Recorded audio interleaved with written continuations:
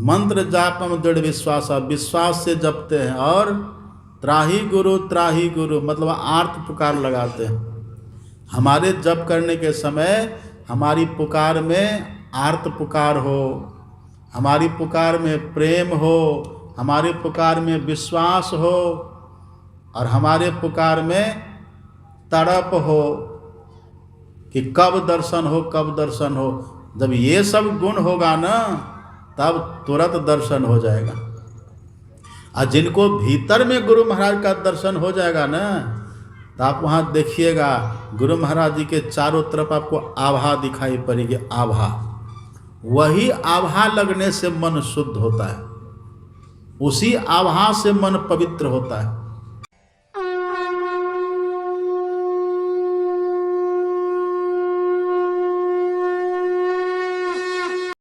हम लोग परमात्मा स्वरूप परमाराध्य संत सद्गुरु महाराज की असीम अनुकंपा से यहाँ बैठकर सत्संग कर रहे हैं। हम लोगों के सत्संग में मुख्यतः प्रातः काल के सत्संग में वेद वाणी की होती है, जो हम लोगों का मूल ग्रंथ है, जो वैदिक सनातन धर्म का आधार है, वेद। और फिर संतवाणियों का भी पाठ होता है। अभी जो हम लोगों ने पाठ सुना, पाठ में वेद भगवान का वचन, वेद भगवान कहते हैं, मनुष्य मात्र से कहते हैं, सबों से कहते हैं कि यदि आप ईश्वर का दर्शन चाहते हैं, ईश्वर को पाना चाहते हैं, उनका तत्व ज्ञान तत्व बोध चाहते हैं, तब क्या करिए। वही उपाय वेद भगवान ने बतलाया है। और संतवाणियों में भी उसी का पाठ हुआ।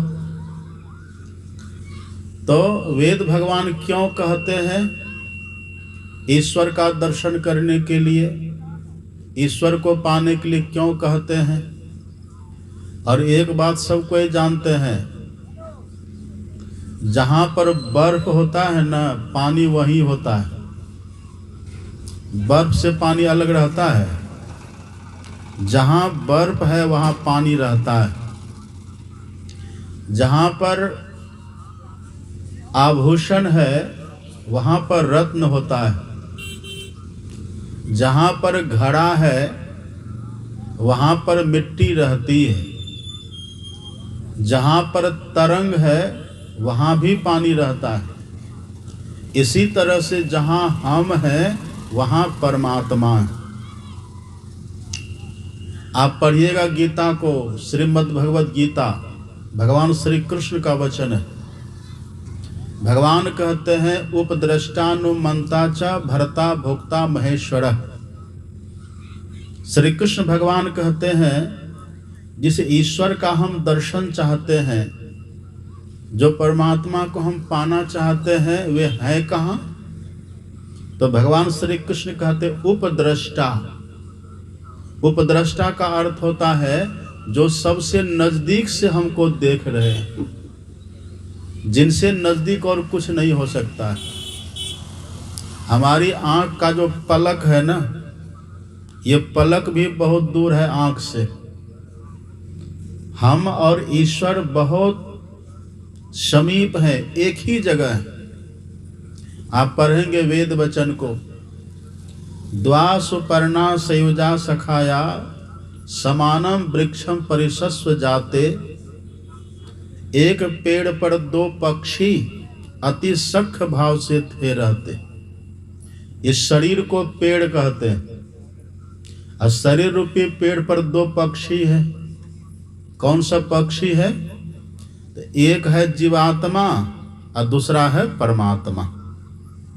ये वेद भगवान कहते, एक पेड़ पर दो पक्षी अति सख्य भाव से थे रहते, और खाते एक फलों को थे, एक बिना खाए थे हंसते।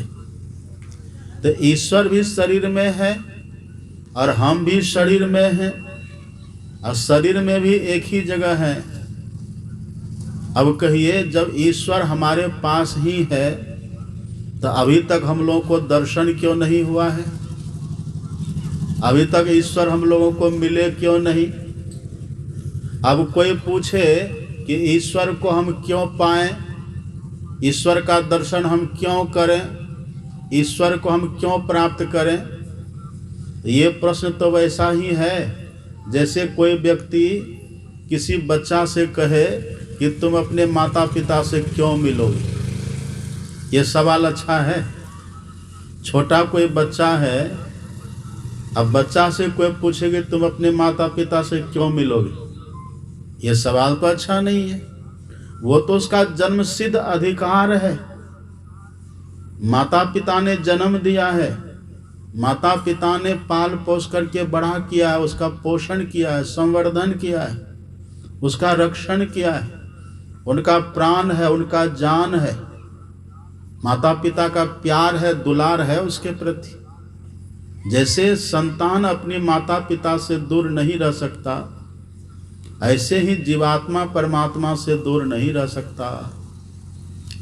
लेकिन देखिए, इस संसार में संतान को तो माता पिता सहज में मिल जाते हैं, लेकिन जीवात्मा को परमात्मा सहज में मिलते हैं? नहीं मिलते। ये जो हम लोग का शरीर है ना, ये शरीर के माता पिता हैं, ये जिन्होंने हमको जन्म दिया है। लेकिन आप और हम शरीर नहीं है, इस बात को सब जान लेना चाहिए सबों को। शरीर है अलग, हम लोग हैं अलग। जैसे कपड़ा हम लोगों का है ना, तो कपड़ा है अलग, शरीर है अलग। ऐसे ही शरीर है अलग, हम हैं अलग। तो शरीर के जन्म देने वाले ये माता पिता हैं, इनको हम लोग जानते हैं, पहचानते हैं, उनके पास रहते हैं, उनसे बात करते हैं, उनसे व्यवहार करते हैं, सब आदान प्रदान होता है। लेकिन हम आत्मा जिनकी संतान हैं, हमारे जो असल में परमात्मा परम पिता हैं, उनको अभी तक हम जाने नहीं जाने। यही दुख की बात है। वेद भगवान कहते उनको जानिए। अब रहते हैं एक ही जगह, ईश्वर भी शरीर में है, हम भी शरीर में हैं, एक ही जगह है, लेकिन अभी तक दर्शन क्यों नहीं हुआ? कारण क्या है? कारण है, दर्शन नहीं होने का कारण है। कारण क्या है? आप पढ़ेंगे संत गुरु नानक देव जी महाराज की वाणी।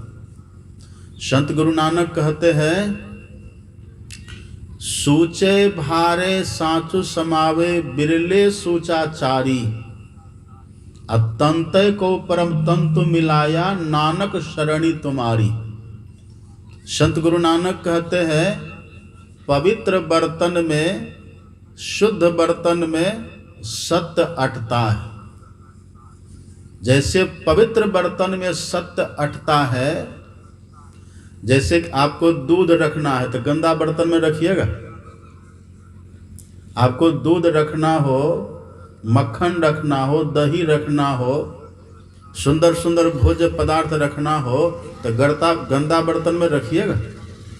उसके लिए आप पहले बर्तन को शुद्ध करते हैं, साफ करते हैं, पवित्र करते हैं, उसको धोते हैं। और गांव घर में आप जानते हैं ना, जब दूध को रखना होता है ना बर्तन में, तो बर्तन को पानी से साफ तो करते ही हैं, सर्फ साबुन से साफ तो करते ही हैं, और फिर उसको अग्नि का धुआं भी दिखाते हैं। देखे, उसको कहते हैं गांव घर में स्वनहाना। हम बर्तन को स्वनहाते हैं, हम बर्तन को साफ करते हैं और तब उसमें दूध रखते हैं। संत गुरु नानक कहते हैं, जैसे दूध पवित्र है ना, शुद्ध है ना, तो शुद्ध दूध को, पवित्र दूध को, अच्छा दूध को हम अच्छे बर्तन में, शुद्ध बर्तन में रखते हैं। जिस बर्तन में गोबर हो उसमें रखिएगा दूध को, जिस बर्तन में कीचड़ हो, धूल, उसमें रखिएगा? नहीं रखिएगा। जो बर्तन साफ है, न उसमें धूल है, न कीचड़ है, एकदम बिल्कुल स्वच्छ, ऐसे बर्तन में आप दूध को रखते हैं। इसी तरह से संत गुरु नानक कहते हैं, परमात्मा बहुत पवित्र है, बहुत निर्मल है। तो जो परमात्मा बहुत निर्मल है, बहुत पवित्र है, वो प्रकट होते हैं वहाँ जहाँ पवित्रता होती है। जहाँ शुचिता होती है, जहाँ शुद्धि होती है, जहाँ निर्मलता होती है, वहीं पर पवित्र होते हैं। आप पढ़ेंगे रामचरितमानस को, खुद भगवान का वचन है। भगवान कहते हैं निर्मल मन जन सो मोहि पावा, मोहि कपट छल छिद्र न भावा। भगवान कहते हैं जिसका मन निर्मल है वो मुझे पाते हैं। जिनके मन में छल है, कपट है, छिद्रान्वेषण की भावना है, भगवान कहते वो मुझे नहीं पा सकते। तो हमको ईश्वर का दर्शन इसीलिए नहीं हो रहा है क्योंकि हम अपवित्र हैं। शरीर तो हमारा ठीक है। एक बात देखिए, जो हमारा शरीर को जन्म दिया है ना, वो हमारे शरीर को देखते हैं और वे शरीर की शुद्धि को देखते हैं। लेकिन परमात्मा हमारे माता पिता है, मतलब जीवात्मा के माता पिता है ईश्वर। तो ईश्वर हमारे तन को कम देखते हैं, ईश्वर देखते हैं हमारे मन को, ईश्वर देखते हैं हमारी बुद्धि को, ईश्वर देखते हैं हमारी आत्मा को। मन हमारा कैसा है, बुद्धि हमारी कैसी है, आत्मा हमारी कैसी है, इसको देखते ईश्वर। और तन को खूब हम लोग साफ करके रखते हैं कि ना, रोज साबुन लगाते हैं ना, एक से एक रोज साबुन लगाते हैं, नहाते हैं, देह को मलमल करके रगड़ रगड़ करके नहाते हैं। तो इससे कोई सोचे ईश्वर का दर्शन होगा तो संभव है? भगवान कहते निर्मल मन जन, निर्मल तन भगवान नहीं कहते, लेकिन हम लोग के भीतर भ्रम का भूत घुस गया है। हम लोग देह को खूब सजाते हैं, देह को खूब रंगाते हैं, देह को बहुत साफ सफाई करते हैं। और अभी देखिए ना, अपने कुंभ का मेला लगा हुआ है ना तीर्थराज प्रयाग में, और वहीं अपना अखिल भारतीय अभी 8, 9, 10 फरवरी हम लोग जाएंगे। वहाँ अखिल भारतीय देखिए हो रहा है त्रिवेणी संगम में। त्रिवेणी संगम पर नहाने के लिए लोगों की हुजूम है, वहाँ भीड़ है, कहाँ कहाँ से लोग, करोड़ों की संख्या में लोग आते हैं वहाँ। लेकिन कहिए ये श्रद्धा है तो अच्छी बात है, श्रद्धा है अच्छी बात है, लेकिन विवेक भी होना चाहिए साथ में। गंगा स्नान से मन शुद्ध होगा, गंगा स्नान से तन शुद्ध होता है, और बिना जाने जो शरीर से पाप होता है ना, वो पाप धुलता है, देह की गंदगी धुलती है, देह की मैल धुलती है, दैहिक पाप धुलता है। लेकिन भगवान कहते हैं देह कितना भी सुंदर हो, हम किसी को दर्शन नहीं देते। इसीलिए कहते भीतर मैल चहल के लागी, अब बाहर तन का धोवे। भीतर तो मैल लगी हुई है, भीतर तो गंदगी लगी हुई है, अब बाहर हम देह को पूरा रगड़ रगड़ करके मलमल करके तब धोते हैं। हाँ ठीक है, वो भी अपने यहाँ नियम है कि रोज स्नान करिए, रोज स्नान करके तुरंत बैठ करके ध्यान करिए, ये प्रथा है। नहाइए, रोज नहाइए, लेकिन नहाने को ही सब कुछ मत समझ लीजिए। जो नहाने को ही सब कुछ समझ लिया, आगे कुछ नहीं करते, तो वो भ्रम में है। नहाना चाहिए रोज, अपने यहाँ तो नियम है 100,000 काम छोड़ करके पहले नहा लीजिए। सहस्रम स्नान मात्र, यदि 1000 काम जीवन में हो ना, 1000 काम को छोड़ करके पहले नहाइए, ये तो नियम है। लेकिन नहा करके करिए क्या? तो आगे कहते कोटि में त्यक्त्वा हरि रसमरेत, 1000 काम छोड़ करके नहाइए और करोड़ काम छोड़ करके भजन करिए। क्यों ऐसा कहते हैं? तो नहाने से शरीर शुद्ध होता है और भजन करने से मन शुद्ध होता है। नहाइएगा तो देह आपकी शुद्ध हो जाएगी, लेकिन मन नहीं शुद्ध होगा। मन शुद्ध कैसे होता है? भजन करने से। मन पवित्र कैसे होता है? भक्ति करने से। इससे मन की शुद्धि होगी। तो भीतर मैल चहल के लागे, बाहर तन का धोवे है। अविगत मूर्ति महल के भीतर, वाका पंथ न जोबे है। अविगत मूर्ति मतलब परमात्मा ईश्वर, तो हमारे देह के भीतर ही है।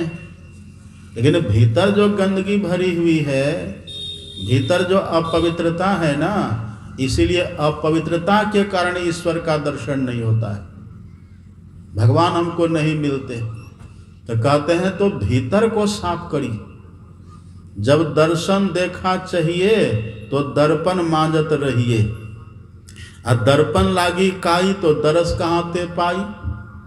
दर्पण आप देखें ना, सब देखिए मेरी तरफ, इधर देखिए मेरी तरफ, बीच में घूमिए मत, बैठिए, जहाँ जगह मिले वहाँ बैठ जाइए, बाधा मत करिए, जहाँ जगह मिले वहाँ बैठिए। क्या कह रहे थे हम, क्या कह रहे थे? दर्पण देखे ना, अगर दर्पण के ऊपर, दर्पण किसको कहते हैं? आईना। दर्पण कहते हैं आईना। यदि आईना के ऊपर मैल जम जावे, दर्पण के ऊपर मैल हो तो अपना चेहरा दिखेगा? चेहरा दिखता है किसी का? दर्पण के ऊपर यदि मैल जम गया तो चेहरा नहीं दिखेगा। फिर क्या करिए? उस दर्पण को साफ करिए, उस दर्पण को। इसलिए कबीर साहब कहते जब दर्शन देखा चाहिए, यदि ईश्वर का दर्शन चाहते हैं ना, जब दर्शन देखा चाहिए तो दर्पण मांजत रहिए, और दर्पण लागी काई तो दरस कहाँ ते पाई। अभी हम लोग का दर्पण कैसा है? गोस्वामी तुलसीदास जी कहते मुकुर मलिन अरु नयन बिहीना, राम रूप देखई किमि देना। मुकुर कहते हैं ऐनाक। गोस्वामी तुलसीदास जी कहते हैं ऐना जो है ना मलिन हो गया है, मतलब गंदा हो गया, उस पर काई जम गई है, गंदगी बैठ गई है, तो कैसे दर्शन होगा? तुलसीदास जी से किसी ने पूछा कि तुलसीदास जी आप तो संत हैं, आप तो अनुभव की बात कहते हैं, तो आपको ईश्वर का दर्शन हुआ? आपने भगवान को देखा? तो तुलसीदास जी कहता हाँ मैंने ईश्वर को देखा, मैंने भगवान को देखा है। कौतुक देख ही शैलवन, मैं उनके चरित्र को, उनकी लीला को देखता हूँ। भूतल भूरी निधान, ईश्वर में कहाँ, ईश्वर की लीला कहाँ कहाँ हो रही है सब मुझे दिखाई पड़ता है। तो तुलसीदास जी से पूछा कि आपने कैसे दर्शन कर लिया? तब तुलसीदास जी कहते हैं कि मैंने अपने मन रूपी दर्पण को पहले साफ किया, मैंने मन रूपी दर्पण को शुद्ध किया। पढ़िए ना, तुलसीदास जी कहते मैंने शुद्ध किया। तो कैसे शुद्ध किए? तुलसीदास जी ने अपने मन रूपी दर्पण को कैसे शुद्ध किया, वो अनुभव की बात बता रहे हैं ना। आप महाभारत को पढ़िएगा ना, युधिष्ठिर का प्रसंग पढ़िएगा। युधिष्ठिर जी से यक्ष ने पूछा था किम पंथा, रास्ता किसको कहते हैं? युधिष्ठिर जी महाराज ने उत्तर दिया था महाजनो ये न गतः सपंथा, जिधर से महापुरुष गए हैं ना वही रास्ता है। अब महापुरुष गए का मतलब क्या? जो काम करके महापुरुष ने ईश्वर का दर्शन किया है, यदि वैसे ही हम भी करेंगे उनके बताए अनुकूल, तब हमको भी दर्शन होगा। और दर्शन करने वाले कहते हैं कुछ हम करेंगे कुछ, तब दर्शन नहीं होगा। तुलसीदास जी कहते हैं कि मेरा मन कैसे साफ हुआ है। तुलसीदास जी कहीं नहीं लिखा है कि बाहर के तालाब में नहाने से मन शुद्ध हुआ, बाहर के कुआं पर जाकर के नहाने से मन शुद्ध हुआ, बाहर के नदियों में जाकर के नहाने से मन शुद्ध हुआ, बाहर के समुद्रों में जाकर के नहाने से मन शुद्ध हुआ है। ऐसा तुलसीदास जी कहीं नहीं लिखे। आप लोग कहीं पढ़े? कहीं नहीं लिखा हुआ है। लेकिन तुलसीदास जी कहते हैं कौतुक देख ही देखता हूँ, देखने में आता है। आखिर कैसे देखे आप, कैसे आपको दिखलाई पड़ा? तो तुलसीदास जी कहते कि मैंने मन को साफ किया, क्योंकि भगवान का कंडीशन है ना, शर्त है ना, निर्मल मन जन सो मोहि पावा, मोहि कपट छल छिद्र न भावा। अब केवल गोस्वामी तुलसीदास जी कहते ऐसा मत समझिए। संत कबीर साहब भी कहते हैं कबीरा मन निर्मल भया, जैसे गंगा नीर अब पाछे पाछे हरि फिरे कहत कबीर कबीर। अभी तो हम लोग भगवान को ढूंढते फिरते, भगवान को खोजते फिरते मंदिरों में, तीर्थों में, धामों में, जहाँ जहाँ अभी तक हम लोग भगवान को खोजते फिरते हैं, पर कबीर साहब कहते कि देखो मुझे खोजना नहीं पड़ा। कहा क्यों? कहा कि बस मैंने मन को साफ किया, मैंने मन को धोया, मैंने मन को शुद्ध किया। और जैसे मैंने मन को शुद्ध किया तो भगवान को खोजने की बात तो दूर रही, भगवान मेरे पीछे पीछे घूमने लगे, खोजना नहीं पड़ा। कबीरा मन निर्मल भया जैसे गंगा नीर, आ पाछे पाछे हरि फिरे कहत कबीर कबीर, मेरे पीछे पीछे घूमता है। भाई तुलसीदास जी कहते हैं कि मैंने जो अपने मन को साफ किया है ना, किसी तीर्थों में जाकर नहाने से मन साफ नहीं हुआ। इसका मतलब तीर्थों में जाना व्यर्थ नहीं है। तीर्थों में जाकर नहा करके और तब तीर्थों में बैठ करके ध्यान करने से बल ज़्यादा मिलता है, भजन करने में बल मिलता है, इसीलिए तीर्थों का महत्व है। आप ये मत कहिए कि त्रिवेणी संगम में नहाना बेकार है, गंगा स्नान बेकार है, ऐसा नहीं कहिए। यदि गंगा स्नान करना बेकार होता, गंगा के किनारे रहना बेकार होता, तो हम लोग के गुरु महाराज जी का आश्रम रहता गंगा किनारे। कुप्पा घाट अपना कहाँ है? गंगा किनारे ही तो है। और अपने सदगुरु महाराज जी रोज स्नान करते थे गंगा जी में। पढ़िए ना उनकी जीवनी को। एक यहाँ पर मैं पुस्तक लेकर के आया हूँ, पढ़िएगा, खरीदिएगा पुस्तक को। एक पुस्तक का नाम है महर्षि मही चरित्र चिंतन, उसको पढ़िएगा। अपने सदगुरु महाराज जी गंगा किनारे रहते थे आश्रम कुप्पा घाट में, और रोज स्नान करते थे गंगा स्नान। पवित्र स्थान का महत्व है। आप ये मत कहिए कि गंगा स्नान करना बेकार है, तीर्थों में जाना बेकार है, ये सब बेकार नहीं है। इससे होता है क्या? गंगा स्नान करके, तीर्थों में स्नान करके, वहाँ पर बैठ करके ध्यान करने से मन जल्दी भजन में लगता है। ये बात है ना। पढ़िए ना, सदगुरु महाराज जी ने सत्संग योग में दिया है, पर्वताग्रे नदी तीरे बिल्व मूले बने अथवा मनोरमे सुचो देशे मठकं कृत्वा समाहिता।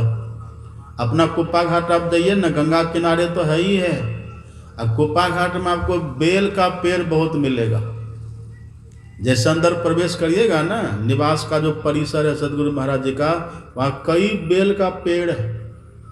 और वो बेल भी बड़ा अद्भुत है, 12 महीना फलता है। सब बेल सब दिन नहीं फलता, लेकिन अपना आश्रम का जो बेल है ना, वो उसमें 12 महीना फल लगते रहते हैं। सब दिन खाते हम लोग नहीं है, खाते तो गर्मियों में ही है। इन फल वहाँ कुछ न कुछ आपको टंगा हुआ दिखेगा। ये बेल पेड़ के नीचे रामायण में आप पढ़िएगा, रामायण में 4 पेड़ की चर्चा है। लाइट चली गई।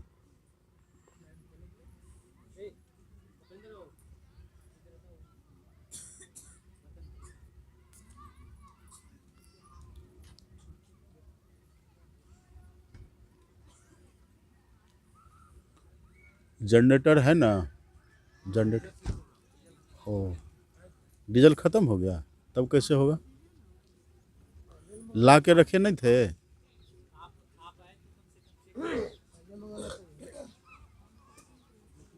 पेड़ों की महिमा है, जगह की महत्ता होती है। अपना आश्रम में देखिए बेल का पेड़, रामचरितमानस में 4 पेड़ों का वर्णन है न, बट पीपर पाकड़ी रसाला। वहाँ पर गिरी सुमेरु उत्तर दिशि दूरी, नील शैल एक सुंदर भोरी, तिन पर एक बिटप विशाला, बट पीपर पाकड़ी रसाला। 4 पेड़ का वर्णन है। आम छाह कर मानस पूजा, तजी हरि भजन काज नहीं दूजा, जाप यज्ञ पाकर तर करई, बट तर का हरि कथा प्रसंगा, आवही सुनही अनेक विहंगा, पीपल तरुतर ध्यान सो धरई। है ना, 4 पेड़ का वर्णन है। काकभूषण जी महाराज एक पेड़ के नीचे बैठ करके, पाकर के नीचे बैठ करके जप करते थे। आम पेड़ के नीचे बैठ करके मानस ध्यान करते थे, और पीपल के नीचे बैठ करके बिंदु ध्यान और नाद ध्यान करते थे। अब बट के नीचे बैठ करके सत्संग करते थे। तो पेड़ों की चर्चा है ना, स्थान का महत्व होता है। तो पवित्र स्थान हो, मनोरम स्थान हो, ऐसी जगह पर जा कर के बैठ कर के भजन करने से बल मिलता है। ये सहयोगी है हमारा। अब कोई सोचे कि नहीं केवल गंगा स्नान से ही काम चल जाएगा, केवल तीर्थों में जाने से ही काम चल जाएगा, केवल पैरों के पास बैठने से ही काम चल जाएगा, तब होगा? तब काम नहीं चलेगा। आप पढ़िए ना, सूरदास जी महाराज वृंदावन में जाके रहते थे। क्यों? वहाँ पर भगवान श्री कृष्ण की लीला भूमि। आप पढ़ेंगे तो स्थान, तुलसीदास जी कहते हैं ईश्वर का दर्शन तो होगा मन को शुद्ध करने से, मन को पवित्र करने से। लेकिन मन को शुद्ध करने में पवित्र स्थान का बड़ा रोल अच्छा होता है, उसका बड़ा रोल होता है, उसका पवित्र स्थान का महत्व होता है, पवित्र माहौल का वातावरण का महत्व होता है। तो जो शुद्ध जगह पर जा कर के बैठ कर के ध्यान करे उनको ज़्यादा लाभ है।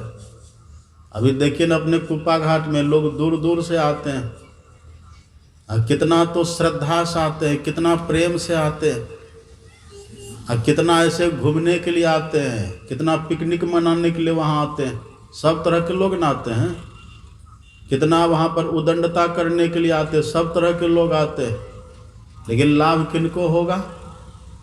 जो श्रद्धा से आते हैं, प्रेम से आते हैं, और वहाँ बैठ कर के थोड़ा जप करते, ध्यान करते, उनको लाभ हो जाता है। वहाँ कुप्पा घाट के कण कण में, कुप्पा घाट के धूल कण कण में वहाँ पर गुरु महाराज की तपस्या समाई हुई है। इन्हें किसको पता चलेगा? दुर्योधन को भगवान श्री कृष्ण ने कहा था जाओ कोई सज्जन व्यक्ति खोज करके ले आओ। मिला था कोई सज्जन? मिला था। और युधिष्ठिर जी महाराज को कहा था भगवान श्री कृष्ण ने जाओ कोई दुर्जन खोज करके ले आओ। दुर्जन मिला था? कोई दुर्जन नहीं मिला। दुर्योधन को सज्जन नहीं मिला और युधिष्ठिर को दुर्जन नहीं मिला। क्यों नहीं मिला? कारण क्या था? क्योंकि दुर्योधन दुर्जन है, इसलिए उसको सज्जन नहीं मिला, सब दुर्जने दिखता था। और युधिष्ठिर जी महाराज सज्जन है, इसलिए उसको दुर्जन नहीं मिला, क्योंकि उसको सब सज्जन ही दिखता था। दो व्यक्ति में झगड़ा हो गया। झगड़ा क्यों हुआ? एक ने कहा कि कुप्पा घाट कुत्ता घाट है, तो दूसरे ने कहा तुमको कुप्पा घाट कुत्ता घाट इसलिए दिखलाई देता क्योंकि तुम खुद एक कुत्ता हो। कुत्ता को कुत्ते ने दिखेगा? तुमको इसीलिए कुत्ता घाट दिखता है क्योंकि तुम खुद एक कुत्ता हो, तुम कुत्ता वाला स्वभाव के, कुत्ता वाला तुम आचरण के हो, इसलिए तुमको वो दिख रहा है। जहाँ जाकर के सदगुरु महाराज जी पूर्णता को प्राप्त किए हैं उसके प्रति श्रद्धा नहीं है। एक ने कहा कि कुप्पा घाट गिद्ध पीठ है, तो दूसरे ने कहा कि तुम खुद एक गिद्ध हो। जो गिद्ध होता है उसको गिद्धे दिखाई पड़ता है, तुम खुद एक गिद्ध हो। पापी को पापी ही मिलता है, होता है ना, जो जैसा तो उसको वैसे दिखता है। जैसी दृष्टि वैसी सृष्टि, जैसी नज़र वैसा नज़ारा, ये सब है ना, सूत्र है ये सब। जो जैसा रहता है उसको वैसा ही दिखता है। उसी कुप्पा घाट में युकी को फिजिता देखिए जापान से आ गई, जापान से आकर के उसी कुप्पा घाट में 3 घंटा बैठ करके लाभ ले लिया। गुरु महाराज की आभा है ना वहाँ। उसी कुप्पा घाट में नेपाल से आए पूज्य दल बहादुर बाबा, नेपाल से आकर के कुप्पा घाट के उसी गुफा में जाकर के वो घंटों बैठते थे ध्यान करने के लिए, घंटों ऐसा बैठते थे ध्यान करने के लिए। जो यात्री आते थे ना बाहर से, जब गुफा में भीतर देखने के लिए जाते थे तो बाबा जो बैठे रहते थे, अंधेरा था वहाँ दिखता नहीं था साफ साफ, तो बाबा जो बैठे रहते थे ना तो यात्रियों को लगता था कि कोई पत्थर उथर रखा हुआ है। वो तो जैसे तैसे एकदम ऐसे खुला बदन वहाँ जाके बैठ जाते थे। अंधेरा रहता था, दिखता ढंग से था न, झलफल झलफल। तब बाबे के माथा पर अगरबत्ती टांगते थे, से गाड़ते थे। उसको ये पता नहीं कि कोई साधु बैठे हैं, उसको देते कोई मूर्ति है, ऐसे रखते थे। देखिए कैसे कहाँ से लोग आकर के वहाँ लाभ ले लिए। कहाँ महर्षि महेश जोगी वो वहाँ करके लाभ ले लिए, संत बेनवा भावे वो वहाँ करके लाभ ले लिए, भूपेंद्र नाथ सन्याल वो वहाँ जा करके लाभ ले लिए। जगह का महत्व है ना। अभी भी जो वहाँ श्रद्धा से जाते हैं उनको बड़ा लाभ होता है, लेकिन जो पापी व्यक्ति है पापी को वहाँ पर पाप दिखता है, जो गिद्ध है उसको वहाँ पर गिद्ध दिखता है, जो कुत्ता है उसको वहाँ पर कुत्ता दिखता है। जिसकी जैसी वृत्ति होती है ना उसको वही दिखता है। स्थान का बड़ा महत्व है, इसलिए सबको कुप्पा घाट तो एक बार जाना ही चाहिए, कम से कम साल में एक बार। वो तपोभूमि है, तीर्थ भूमि है, धाम है। तुलसीदास जी कहते हैं हमने किसी तालाब में नहा करके मन को शुद्ध नहीं किया, हमने किसी नदी में नहा करके मन को शुद्ध नहीं किया, किसी तीर्थ में जाकर के हमने मन को शुद्ध नहीं किया, लेकिन मन को शुद्ध करने में तीर्थों का महत्व होता है, मन को शुद्ध करने में नदियों का महत्व होता है, मन को शुद्ध करने में पवित्र पेड़ों का महत्व होता है, स्थानों का महत्व होता है। तो जहाँ तहाँ बैठ करके ध्यान करने से अच्छा है कि शुद्ध जगह पर जब बैठ करके भजन करेंगे ना तो मन जल्दी शुद्ध होगा। आप देखिए ना, अपने यहाँ का इतिहास पढ़िए आप। पहले के जो लोग अपना घर बनाते थे ना तो सब अलग अलग कमरा बनाते थे, बेडरूम अलग होता था, किचन रूम अलग होता था, डाइनिंग हॉल अलग होता था, सब अलग अलग होता था, गैलरी अलग लोग बनाते थे सब तरह से। उसी में एक छोटा सा कमरा, सुंदर सा कमरा, पूजा घर बनाते थे।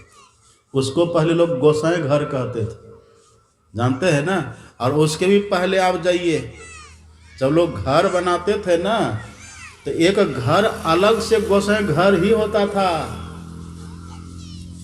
वहाँ गोसाई की स्थापना होती थी। ऐसा क्यों करते थे लोग? क्योंकि गोसाई घर में न कोई भोजन करते थे, न गोसाई घर में कोई सोते थे, न गोसाई घर में बच्चा मलमूत्र त्याग करता था, न थूक खखार होता था। एकदम शुद्ध स्थान होता था, पवित्र स्थान होता था। तो लोग सोते थे कहीं, खाते थे कहीं, बैठते थे कहीं, बात करते थे कहीं, मिलते जुलते थे कहीं। लेकिन जब ध्यान करने का समय आता था, भजन करने का समय आता था तो गोसाई घर में जाकर के भजन करते थे। अभी आपके घर में गोसाई घर है? कहिए न है। इतना कंजूस हो गए, बेडरूम को खूब इतना बढ़िया सजाते कि एकदम हवादार बने, खिड़कीदार बने, उसी में थोड़ा सा बचा के गोसाई घर भी बनावे, ऐसा रहता है? नहीं होता है। आप जाके देखिए, अपनी गौशाला है ना यहाँ बगल में, मरसी में गौशाला में जाइए देखिए, एक हॉल तो अलग बना हुआ है ये। फिर अचानक से कोई व्यक्ति आ जाए या भीड़ भाड़ में किसी को ध्यान करने का मन करे तो एक अलग से हमने ध्यान कक्ष बना दिया है, छोटा सा थोड़ा सा, जबकि पूरा आश्रम ही है, फिर भी एक वहाँ पर बना दिए और उसमें केवल जप ध्यान। तो ऐसा होने से स्थान का बड़ा महत्व होता है। शुचो देशे प्रतिष्ठाप्य स्थिर मासन मात्मनः नातु छितंग नाति नीचंग चैलाजी न कुशोत्तर। कृष्ण भगवान का वचन है। भगवान कहते कि देखो, पवित्र स्थान पर जाना, शुद्ध स्थान पर जाना, अब वहाँ आसन बिछा करके तब बैठना, तब भजन करना, मन लगेगा, मन शुद्ध होगा। तो तुलसीदास जी कहते मन, मैंने मन को कैसे शुद्ध किया? मन है दर्पण की तरह। आप और पढ़िएगा, आप महोपनिषद में पढ़िएगा, एक श्लोक है, वेद भगवान का वचन है, चित्तम अंतर्गतम दुष्टम तीर्थ स्नानेर्न शुद्ध्यति शतसोपि जलेर्धोतम सुराभांडम इवा शुचि। सुराभांड कहते मदिरा के पात्र को, जिसमें शराब होता है। अब शराब के बोतल को कितना भी धोइएगा तो दुर्गंधी उसकी जाती है। कभी धो के देखे हैं? हम लोग तो कभी बोतल छुए भी नहीं है, लेकिन लिखा है, वेद भगवान का वचन है, उपनिषद वचन है, जिस बर्तन में शराब रखिए ना, शराब रहता है, उस बर्तन की बदबू खत्म नहीं होती है। उसको गंगा जल से भी धोइएगा ना तब भी उसमें बदबू रहती है, दुर्गंधी रहती है।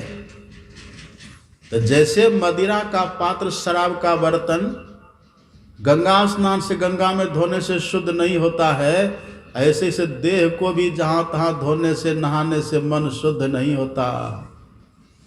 तो तुलसीदास जी से पूछा कि तुलसीदास जी आप बताइए ना, अपना प्रयोगात्मक ज्ञान आप बताइए, आपने कैसे मन को शुद्ध किया, ईश्वर का दर्शन आपको हुआ, आपने क्या किया, कैसे मन को शुद्ध किया? तब तुलसीदास जी कहते हैं, श्री गुरु चरण सरोज रज, निज मन मुकुर सुधार, अब वर्णौ रघुवर विमल जसा, जो दायक फल चार। तुलसीदास जी कहते, मैंने अपने मन रूपी दर्पण को संत सदगुरु के चरण धूल से साफ किया। देखिए, चरण धूल से, चरण रज से हमने साफ किया। अब धूल से कपड़ा साफ होगा? कहिए, धूल उठा के दीजिए कपड़ा पर तो कपड़ा साफ होगा? धूल उठा करके ले लीजिए देह पर तो देह साफ होगी? नहीं साफ होगी। लेकिन अभी सुने ना वेद भगवान क्या कह रहे थे? वेद भगवान कह रहे थे, हे मनुष्यों, यदि आप ईश्वर का तत्व ज्ञान चाहते हैं ना, तो सबसे पहला काम करिए, संत महापुरुषों का संग करिए, बुद्धि योग करिए, सत्संग करिए। किनका वचन है ये? हम बोल रहे हैं, वेद भगवान का वचन है। वेद भगवान कहते हैं, यदि ईश्वर का दर्शन चाहते हैं ना, तो सबसे पहला काम, सबसे महत्वपूर्ण काम, वेद भगवान कहते हैं, संत का संग करिए, बुद्धि योग करिए। क्यों? क्योंकि वहीं से शुद्धि का प्रारंभ है। शुद्धि का प्रारंभ भी वहीं से है, संत सदगुरु के पास से, और शुद्धि का अंत भी संत सदगुरु के पास से ही है। क्या अद्भुत है! आप पहले जाइए, संत सदगुरु के संग में जाइए। तुलसीदास जी कहते, मैं भी गया, तो जाकर ये क्या क्या, श्री गुरु चरण सरोज रज, चरण सरोज रज, मैंने गुरु महाराज के चरण कमल की धूल ली। उसकी बड़ी महिमा होती है। अब हम लोग क्या करते, आप लोग क्या करते, जैसे तैसे का पैर धो के पीते हैं, जैसे तैसे का चरण धोते हैं, जैसे तैसे को पधराते हैं, जैसे तैसे का पैर छूते। जैसे तैसे के छूने से नहीं होगा, जैसे तैसे का पैर धोने से काम नहीं चलेगा। तब जिस संत के भीतर में ईश्वर प्रकट हैं, जिस संत के भीतर में अमृत की धारा है, जिस संत के भीतर में पूर्ण शुद्धि है, ऐसे संत के चरण धूल में भी शुद्धि का गुण होता है। आप कुप्पा घाट जाइएगा, जहाँ सदगुरु महाराज जी रहते थे ना, निवास में, निवास अभी है ही, वो कमरा है, वही पलंग अभी भी रखा हुआ है, वही पलंग, और तकिया भी वही है, जाकर देखिएगा, सब कुछ वही है। गुरु महाराज जी उसी पर विराजते थे। और उस समय महर्षि पूज्यपाद महर्षि साहिब स्वामी जी महाराज व्यवस्थापक रहा करते थे कुप्पा घाट के। वो जब भी सदगुरु महाराज जी का दर्शन करने के लिए जाते थे, तो पहले बाहर से ही धरती को प्रणाम करते थे। कितनी श्रद्धा थी। और जब दर्शन करके लौटते थे ना, तो गेट पर जो मिट्टी होती थी उसका तिलक करते थे। तब तो इतने महान हो गए, तिलक करते थे उसका। तो संतों के चरण धूल की बड़ी महिमा है। आप पढ़िएगा वेद, आप भागवत को पढ़िएगा। यहाँ रमला में तुम कथा भी सुनाई थी, भागवत की कथा, वहाँ प्रसंग में हम सुनाए थे। और गौशाला में तो कितनी बार हम सुनाए हैं ना। भागवत में पढ़िएगा। अपने देश का नाम जिनके नाम पर पड़ा है भारतवर्ष, वे थे राजर्षि भरत। ऋषभदेव जी महाराज के पुत्र थे भरत। उसी भरत के नाम पर अपने देश का नाम भारतवर्ष पड़ा है। तब न कहते भारत ऋषि प्रधान देश है। पहले भारत था ऋषि प्रधान देश, अब फिर लोग कहने लगे कृषि प्रधान देश, और अब हो गया कुर्सी प्रधान देश। कृषि भी खत्म, ऋषि भी, अब लोग सबको भूल गए। नहीं, अपना देश देखिए, उनके भरत के नाम पर अपने देश का नाम भारतवर्ष। अब भरत की जीवनी पढ़िएगा। भरत जी महाराज 1 करोड़ वर्ष तक राज किए थे। 1 करोड़। 1 करोड़ में मतलब क्या 100 लाख, 1 लाख में 100,000, इतनी बड़ी संख्या, इतना वर्ष, 1 करोड़ 60 साल तक भरत जी ने राज किया था। उन्हीं के नाम पर इस देश का नाम भारत पड़ा है। इतिहास को पढ़िए, भागवत में लिखा हुआ है। और जब उनको अंतिम में उनका जब चौथापन आया मतलब वृद्धावस्था के करीब जब हुए, तो घर का परित्याग करके अपने पुत्रों को राज दे दिए, अपने पुत्रों में राज सौंप दिए और खुद वहां से निकले, चले गए नेपाल। तब नेपाल भी भारत में ही था, अलग नहीं था। जो देखते ना आप, नेपाल है, पाकिस्तान है, उज्बेकिस्तान है, ताजिकिस्तान है, अफगान है, अरब है, सब पहले भारत में ही था। इधर म्यांमार, ये सब जितना, बांग्लादेश तो आप जानते ही, ये सब पहले भारत का ही अंग था, भारत ही था ये सब। तो भरत जी महाराज अपने घर से निकले और सीधे चले गए नेपाल। गंडकी नदी के तट पर भजन करने लग गए। वहीं पर भजन करते करते एक दिन उनको एक मृगा के बच्चा मिल गया, मृगा का बच्चा, मृग शावक मिला। तो भरत जी ने उसको देखा कि बच्चा, इसकी माँ मर गई है, छोटा बच्चा है। तो भरत जी महाराज ने उस मृग शावक का बड़ी तत्परता से सेवन किया, उसका रक्षण किया, उसको समय से खिलाना पिलाना, उसकी रक्षा करना, बाघ सिंह से उसको बचाना, अपनी झोपड़ी में रखना, रात में भी पास में ही रखना, एकदम बड़ी उसकी सेवा की। अब मृगा को भी साधु से देखिए प्रेम हो गया। वेद भगवान कहते हैं कि हे मनुष्यों, यदि ईश्वर का दर्शन चाहते हैं ना, तो साधु का संग करिए। और साधु का संग चाहे कोई भी करे, लाभ सबको हो जाता है। जैसे देखिए, जैसे कोई इत्र बेचने वाले हो, गंधी हो, गंध बेचने वाले, इत्र बेचने वाले, आप उसके दुकान पर चले जाइए, उसके दुकान पर आप चले जाइए, चाहे खरीदिए कि नहीं खरीदिए, सुगंधी लगेगी कि नहीं लगेगी? लगेगी ना। आप इत्र बेचने वाले के दुकान पर गए, भले हम नहीं खरीदेंगे या खरीदेंगे, लेकिन इत्र खरीदने के पहले सुगंधी लगती है कि नहीं? लग जाएगी। अब पढ़े लिखे जाइए तब उनको भी लगेगी, अनपढ़ जाइए तब उनको भी लगेगी सुगंधी। शूद्र जाए उनको भी, वैश्य जाए उनको भी, क्षत्रिय जाए उनको भी, ब्राह्मण जाए उनको भी, वो भेद करता है। सुगंधी सबको लगती है, वो सुगंधी सबको लग जाती है। स्त्री जाए तब भी, पुरुष जाए तब भी, बच्चा जाए तब भी, बूढ़ा जाए तब भी। और नाक लेकिन स्वस्थ रहना चाहिए तब। नाके खराब हो गई तब, नाक खराब हो गई तब, वहाँ बैठे भी रहेंगे तब भी सुगंधी लगेगी? नहीं लगेगी। यही कबीर साहब कहते हैं।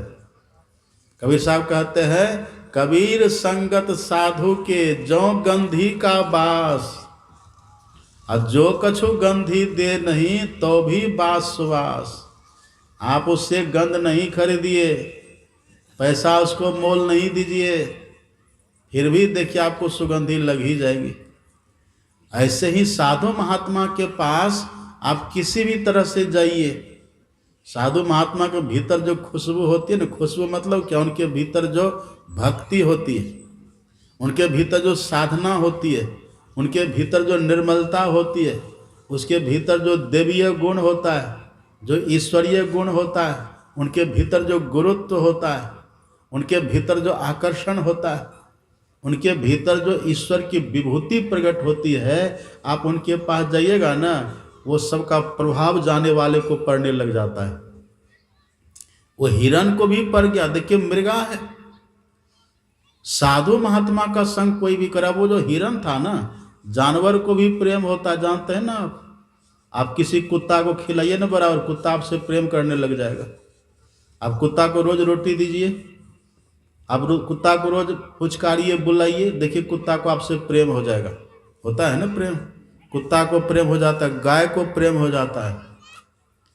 प्रेम सबके भीतर है ना। ये प्रेम यदि साधु से हो गया, मनुष्य का तो कल्याण होता ही है, चाहे जिसको भी साधु से प्रेम हो जाए। असुर सुर नाग नर जक्ष गंधर्व खग सिद्ध जे चापि अन्य, चाहे राक्षस हो, नाग हो, सांप हो, मनुष्य हो, यक्ष हो, गंधर्व हो, किन्नर हो, कोई भी हो, पशु हो, पक्षी हो, पेड़ हो, पौधा हो। अब भूत प्रेत धुंधकारी की कथा सुने हैं ना आप? धुंधकारी मर करके भूत हो गया, लेकिन गौकर्ण का संग करके संत गौकर्ण जी महाराज, गौकर्ण का संग करके भूत का भी कल्याण हो गया। संत का संग, साधु का संग किसी भी तरह से हो, हाँ साधु होना चाहिए और संग करने वाले के भीतर प्रेम होना चाहिए, फिर देखिए कल्याण हो जाते। इसलिए तो वेद भगवान ऐसे नहीं कहते हैं, वेद भगवान का वचन है साधु का संग करिए। और हम तो कहते हैं अगर प्रेम नहीं भी होगा ना, बिना प्रेम का भी साधु का संग करिए तो धीरे धीरे धीरे धीरे प्रेम भी हो जाएगा।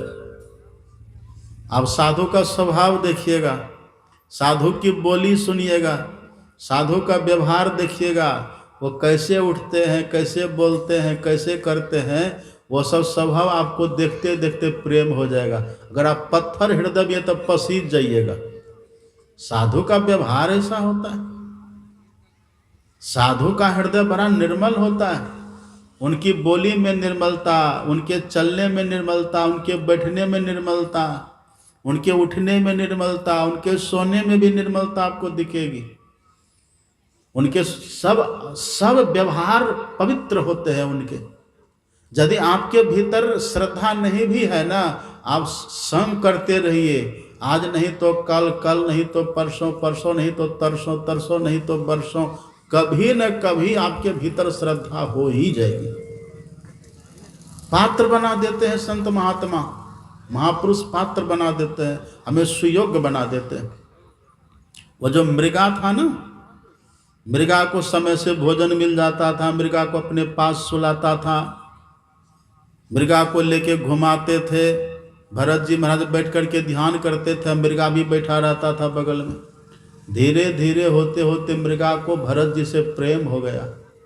अब भरत जी तो संत थे ना, तपस्वी थे, घर से निकले थे, इतने बड़े सम्राट, सब कुछ छोड़ करके पुलह ऋषि के आश्रम वहाँ था गंडकी नदी के तट पर, वहीं उन्हीं के आश्रम के बगल में वो तपस्या करते थे।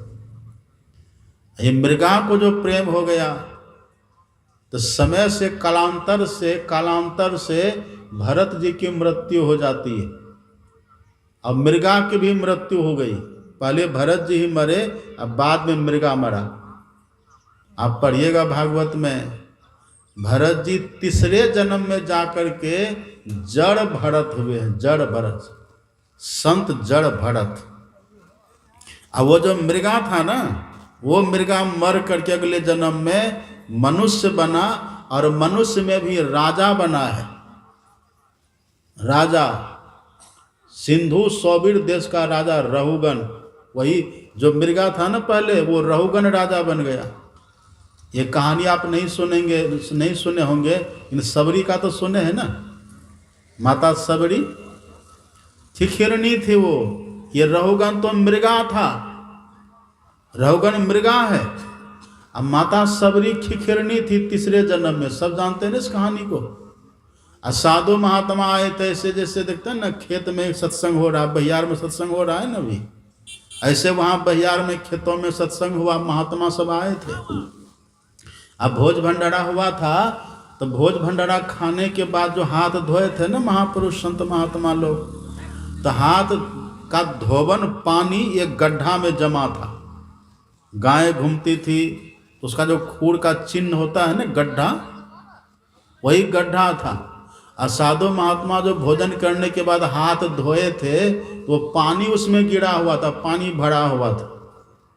अब कहीं पर ज़्यादा भी गड्ढा होता है ना, पानी जमा हो जाता है, कहीं पर गाय का खूर, कहीं पर ऐसे भी, कहीं पर गड्ढा, तो वहाँ पर जूठा पानी भरा हुआ था। एक खिखिरनी जंगल से निकली, अब निकली थी इधर उधर घूमते घामते, जब उसी जगह पर खिखिरनी गई तो देखा वहाँ पानी था, तो प्यास लगी थी, पानी पहले पी लिया, और जो जूठन था ना जूठन खा लिया, जूठन खा लिया, पानी पी लिया, और उसी पानी में वो खिखिरनी नहा भी लिया।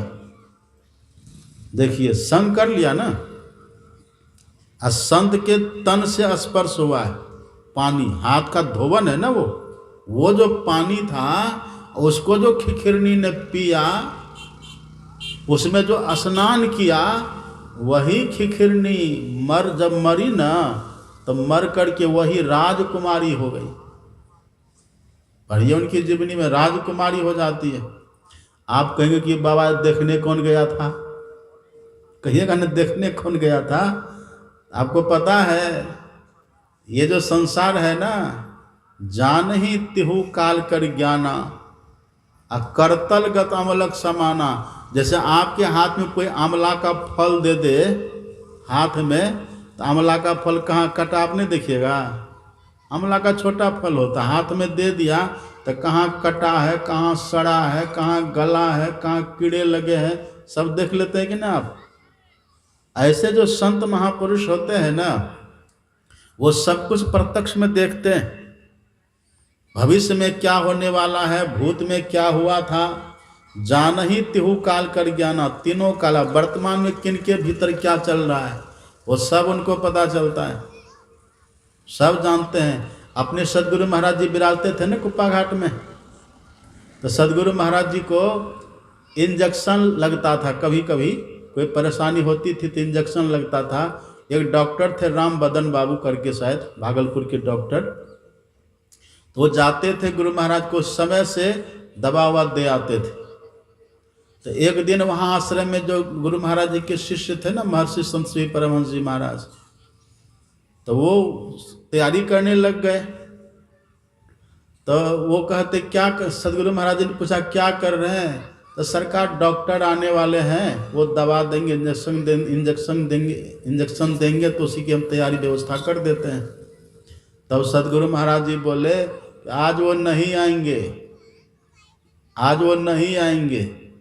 तो पूज्यपाद कहते हैं कि सरकार वो तो बड़े समय के पक्के हैं, वो तो समय से आ ही जाते हैं रोज। कहा हाँ आज समय से, आज वो आएंगे ही नहीं। अब वास्तव में वो डॉक्टर साहब आए ही नहीं, तो जान गए ना, भविष्य को जानते हैं ना।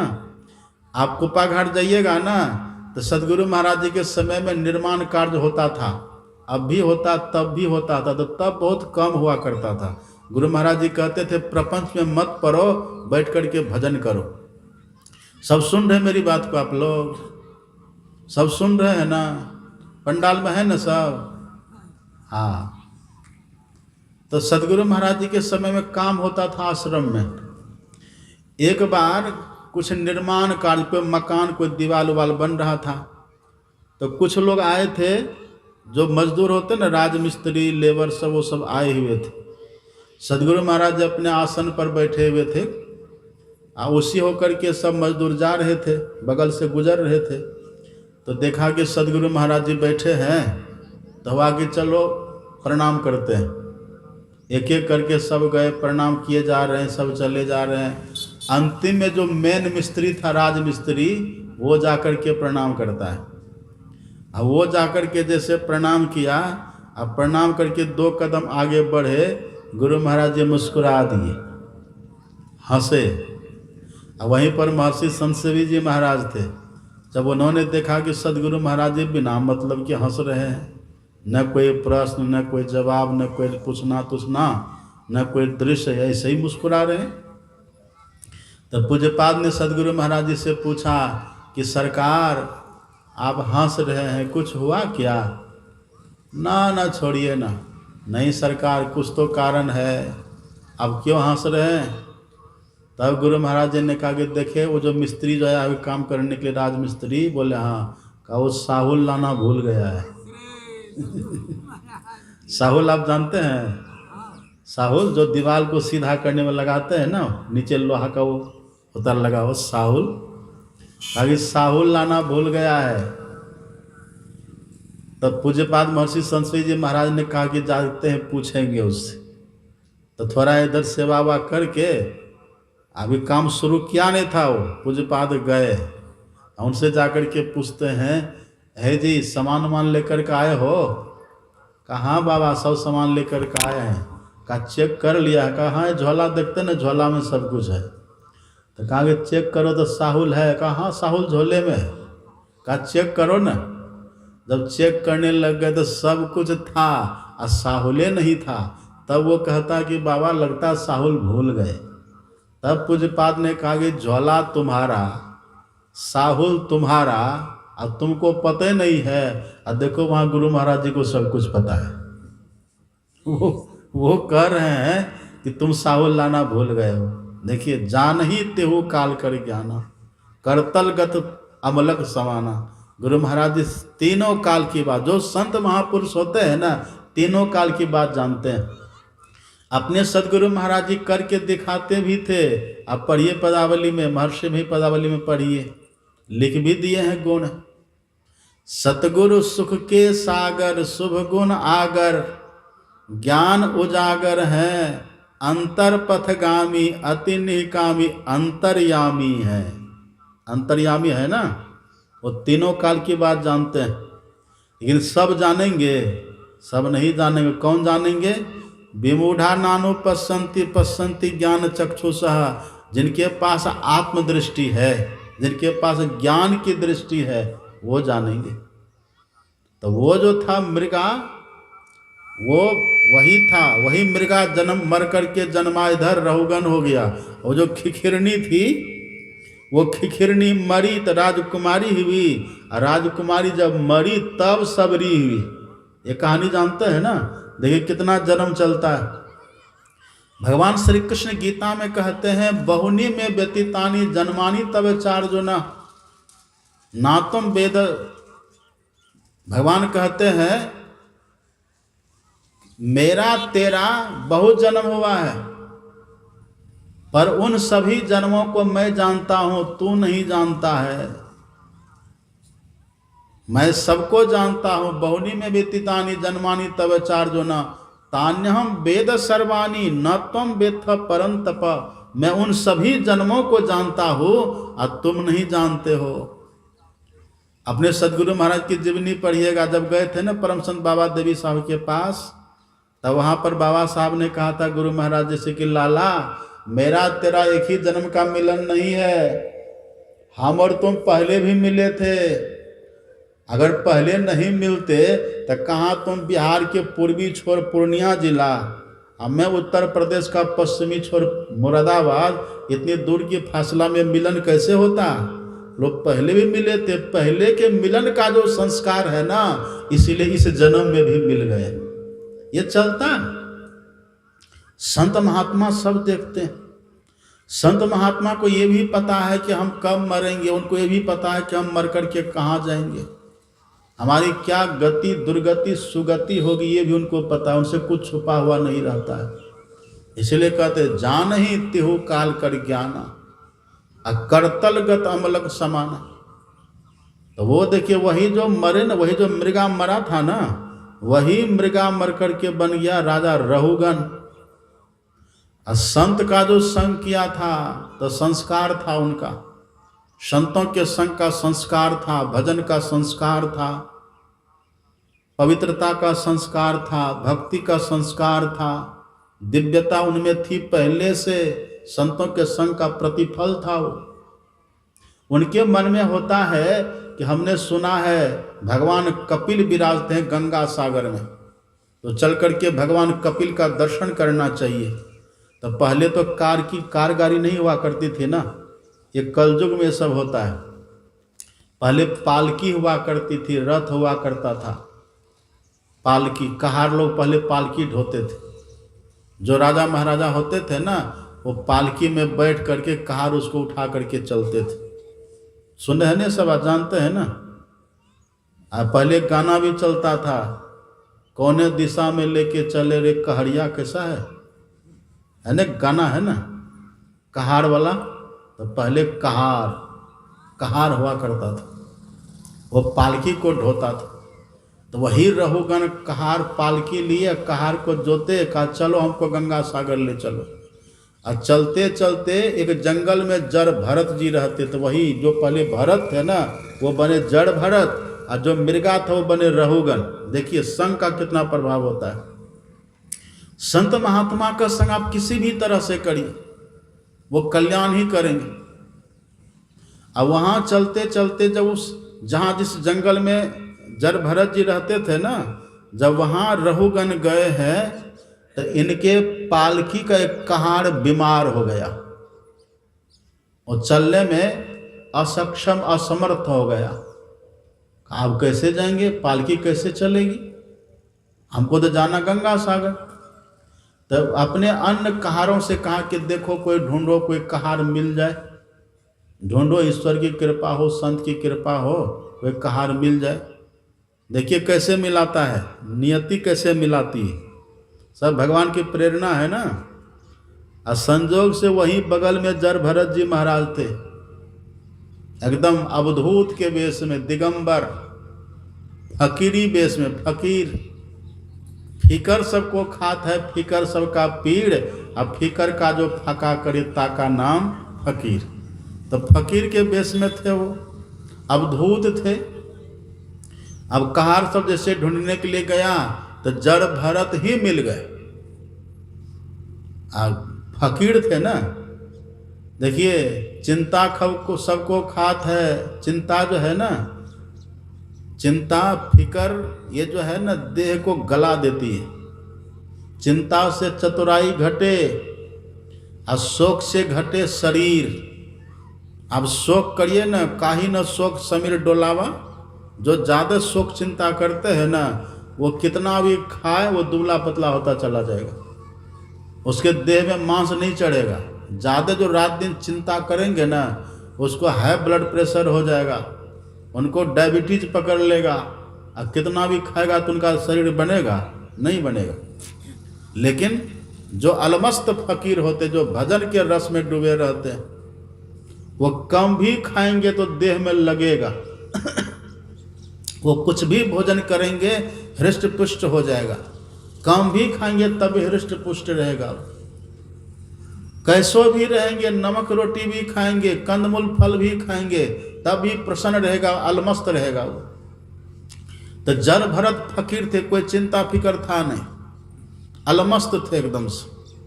उसी को बोले चलो, जैसे कहा चलो तो चल दिया। कहार की जगह पर जो बीमार पड़ा था उसकी जगह पर उसको जोत दिया।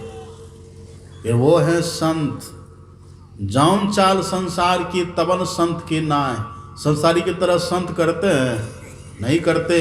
संतों का चलना भी दिव्य होता है, संतों का बोलना भी दिव्य होता है, उनका सब कुछ दिव्य होता है। अब जड़ भरत जैसे तैसे चलते थे, कभी काल जैसे आगे कदम बढ़ा रहे चींटी दिखे तो थोड़ा चींटी को बचाने के लिए कदम बढ़ा देते थे तो पालकी हिल जाती थी।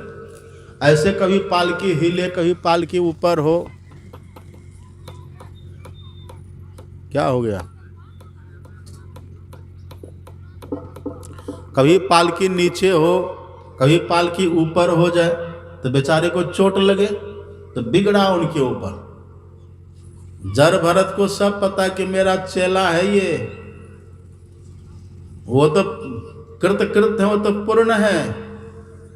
लेकिन चेला का कल्याण करना, अपने शिष्य का कल्याण करना है तो अपने शिष्य का हित करने के लिए देखिए उसका पालकी तक भी बन गए। संत महात्मा कितने दयालु होते हैं, संत महात्मा कितने कृपालु होते हैं। संत महात्मा के भीतर एक ही दुख होता है, उनको अपना कोई दुख नहीं होता है। संत महात्मा जो दुखी होते हैं केवल हमारे लिए, मनुष्यों के लिए संत महात्मा इस जीवात्मा के लिए दुखी होते हैं।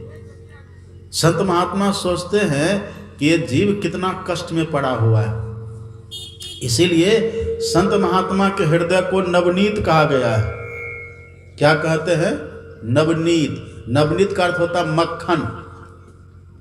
संत हृदय नवनीत समाना, कहाँ कविन पे कही न जाना। निज परिताप द्रवई नवनीता, पर दुख द्रवई संत सुपुनीता। जो संत होते दूसरे के दुख को देख करके पिघलते हैं, उनको कितना भी दुख दे दीजिए आपको कुछ नहीं कहेंगे, वो श्राप तक नहीं देंगे आपको, कुछ नहीं करेंगे, आपका प्रतिकार भी नहीं करेंगे। लेकिन यदि वो दूसरों का दुख देख लेते हैं तो उनको दया आ जाती है, वो रीझ जाती है। इसलिए पलटूदास जी महाराज की वाणी पढ़िए ना, कितना प्रेम से पुचकार के कहते हैं, भजन आतुरी कीजिए और बात में देर, और बात में देर जगत में जीवन थोड़ा, अब मानुष तन धन जात है गोर धरी करो निहोरा, कांच महल के बीच पवन एक पंछी रहता। देखिए कहते हैं ना, बैठिए ना, चंचल मत होइए, बैठ जाइए। क्या कह रहे थे हम? सुन रहे थे कि बाबा बक्ता गए का श्रोता गए बह, अब नहीं होगा।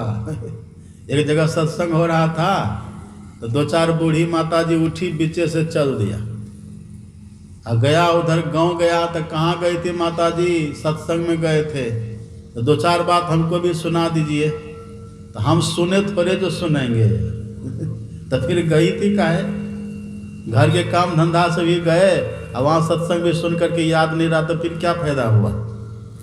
इसलिए सत्संग में जा कर के सुनना चाहिए। सुनी समझहि जन मुदित मन, जो सुनेंगे वही समझेंगे, और जो समझेंगे वही करेंगे, और जो करेंगे उन्हीं को मिलेगा, वही पाएंगे। तो देखिए पलटूदास जी संत है ना, वो कितना प्रेम से पुचकार करके देखिए कहते हैं, भजन आतुरी कीजिए। आतुरी का मतलब होता है जल्दी भजन करिए, भजन से ही सुख मिलेगा, भजन से मन शुद्ध होगा, तब ना भगवान का दर्शन होगा। तब ये कहते हैं भजन आतुरी कीजिए और बात में देर, और बात में देर जगत में जीवन थोड़ा। अब देखिए क्या कहते हैं, मानुष तन धन जात है गोर धरी करो निहोरा। गोर पकड़ करके कहते हैं, सब गोर पकड़ेंगे हम लोगों का, लेकिन देखिए संत को कितनी दया होती है, संत को कितनी करुणा हमारे लिए होती है, कितनी हमारे पर कृपा करते हैं। कहते रहे तुम दुख में पड़े हुए हो, कभी दैहिक कष्ट, कभी भौतिक कष्ट, कभी दैविक कष्ट होता है, कभी क्या क्या होते रहता है, जन्म मृत्यु का दुख अलग लगा हुआ है। इतने दुखों में पड़े हुए हो, इन सभी दुखों से बचने का बस एक ही उपाय है कि भजन करो, भक्ति करो, भक्ति में लगो। कितना देखिए, वही जर भरत जी महाराज उस रहुगण का कल्याण करने के लिए कहार बन गए। उनका कल्याण हो इसके लिए कहार बन गए, वो उनका पालकी ढोने लग गए। जर भरत तो पहचान रहे थे, लेकिन रहुगण नहीं पहचान रहा था। रहुगण ने कहा करे तुम खा पी के मोटे ताजे हो रहे हो, अब पालकी तुम ठीक से ढो नहीं रहे हो, ठीक से चलो, नहीं तभी तुम्हें मार करके तेरी खबर लूंगा। गुरुए को बोल रहा है, नहीं पहचानता है ना, गुरु उनके सदगुरु है वो, लेकिन नहीं पहचानता है। पर जर भरत जी कहते चलो कोई बात नहीं जानता है, ये क्षमा के पात्र है, नहीं जानता तो क्या कहेंगे। अब वो देखिए उसको क्या कर रहा है। दादू दयाल जी महाराज का नाम सुने? दादू दयाल जी महाराज, संत दादू दयाल राजस्थान में रहते थे वो। राजस्थान में वहाँ का एक कोई था दरोगा, कोई बड़े आदमी थे, उन्होंने दादू दयाल जी महाराज का नाम सुना था कि बहुत अच्छे संत हैं। तो उनके मन में हुआ कि चल करके दादू दयाल जी महाराज का दर्शन करना चाहिए, उनसे थोड़ा ज्ञान लेना चाहिए, सीखना चाहिए। तो घोड़ा पर सवार हुए और चले दादू दयाल जी महाराज का दर्शन करने के लिए। और दादू दयाल जी महाराज अपना आश्रम में रहते थे, झोपड़ी में रहते थे, और जैसे तैसे वो ज़्यादा सज धज करके संवर करके नहीं रहते थे। आज दोपहर का समय था, बगल में जंगल था, तो जंगल में लकड़ी चुन रहे थे। वो भोजन बनाना होता था तो लकड़ी चुन रहे थे।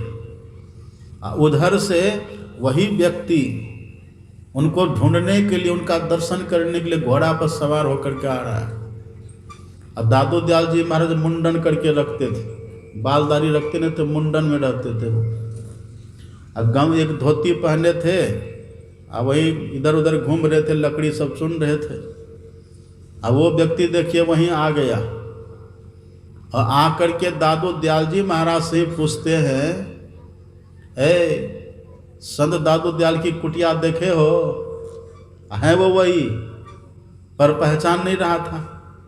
एक बार पूछे तो क्या बोलते बेचारे, चुप रहे। उनको समझ जाना चाहिए ना, मौनम सम्मति लक्षणम। लेकिन धन की नशा होती है, सबको नहीं होती, पर कुछ कुछ लोगों को धन की नशा होती है। धन के नशा में रहते हो चूर और गरीबों की दुनिया से रहते हो दूर। कुछ नहीं बोले, 2 बार पूछे तब भी नहीं बोले, कई बार पूछे जब नहीं बोले दादू दयाल जी महाराज, उस व्यक्ति को गुस्सा आ गया। अब घोड़ा पर जो सवार था तो चाबुक तो होता है ना हाथ में, घोड़ा को हाँकने वाला चाबुक, उसी चाबुक से लेकर के दादू दयाल जी के माथा पर 2-4 चाबुक लगा दिए। अब मार उनको लगी, बाल तो था नहीं माथा में, माथा फट गया, खून बहने लग गया। तब वो कहता, अच्छा ये जो सामने जाइए ना उधर कुटिया है उनकी, देख लीजिएगा। तब का मार लगा तब बताते हो, हैं वही। देखिए संत के साथ जरा सा भ्रिकुटी चढ़ा कर देते ना, आपको पता है संत के पीछे पीछे भगवान चलते हैं। अब भगवान का वचन है, बृहस्पति जी महाराज कहते हैं भगवान का संकल्प है। क्या संकल्प है? बृहस्पति जी कहते हैं इंद्र से, सुनो सुरेश रघुनाथ स्वभावु, निज अपराध रिसाई न काऊ, जो अपराध भगत कर करई, राम रोष पावक सो जरई। जो अपने, यदि कोई भगवान का अपराध करे तो भगवान सह लेते, भगवान कुछ नहीं करते। और यदि कोई भगवान के भक्तों का अपराध करे, तब बृहस्पति जी महाराज कहते, हे इंद्र देवता, यदि कोई भगवान के भक्तों का अपराध करे ना, तो भगवान की क्रोधाग्नि में जल करके भस्म होता है। भगवान खुद कहते हैं, अनुवर्जाम हम नित्यम प्रीत्यं घ्रिरेणु भी। भगवान कहते मैं अपने संतों के, अपने भक्तों के साथ चलता हूँ, पीछे रहता हूँ, उनकी रक्षा करता हूँ। लेकिन संत दादू दयाल जी महाराज ने उनको क्षमा कर दिया। कहा चले जाओ, सामने देखो झोपड़ी, उसी झोपड़ी में रहते होंगे दादू दयाल। इधर से घोड़ा से वो घूम के गया और दादू दयाल जी महाराज बस उधर से पीछे से जाके अपनी झोपड़ी में बैठ गए। वो बैठ गए, इधर से जब वो व्यक्ति घोड़ा से गया, वहाँ घोड़ा से उतरा, कुटिया की तरफ गया। जैसे कुटिया में प्रवेश किया तो देखा, रे इनके तो माथे से खून बह रहा है। और जब गौर से देखा, पहचाना, इसका ये कांप गया, कह रहे ये तो वही है जिनको वहां पर मैंने मारा था, ये तो वही है।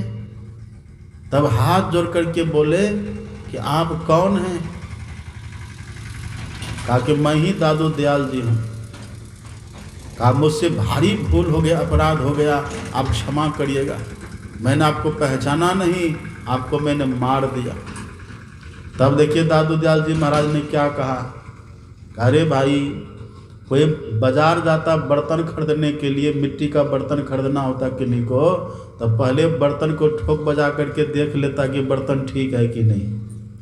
अब तुम तो गुरु बनाने के लिए चले हो, यदि थोड़ा 2-4 छड़ी मार ही दिया, 2-4 चाबुक मार ही दिया, तो ठोक बजा करके देखना ही न है। कोई बात नहीं, तुम चिंता मत करो। देखिए संत कितने दयालु होते हैं। परम दयालु बाबा तनिको प्रेमी, पर धन धन कहे में ही दास। कितने कृपालु संत होते हैं। तो कहीं पर गोर पकड़ते हैं तब भी कहते कल्याण करो, तुम अपना भजन करो। मार खा करके भी कहते भजन करो। कितने कृपालु होते हैं संत। तब ना हम लोग रोज गाते हैं, सब संतन की बड़ी बलिहारी।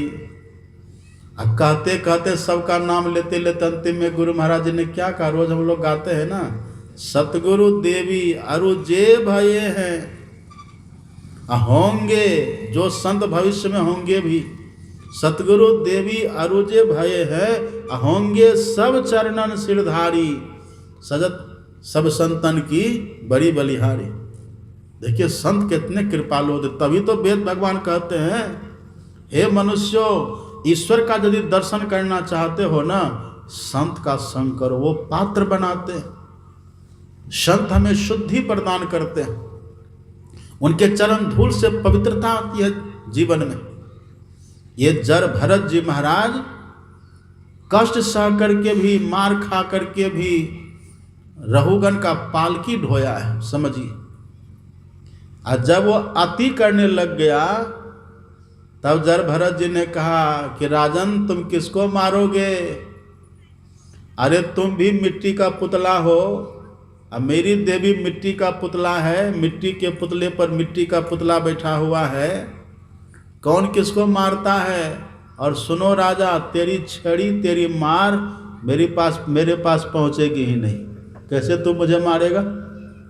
ऐसा ज्ञान की मार लगाए जर भरत जी महाराज, रहुगन की आंख खुल गए। अरे ये लगता कोई महापुरुष है।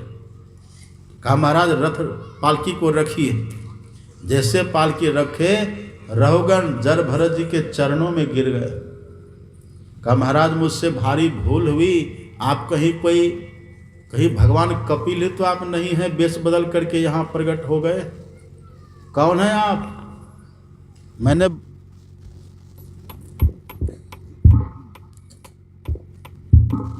मैंने बड़ा अपराध कर दिया, मेरी भूलों को क्षमा करिएगा।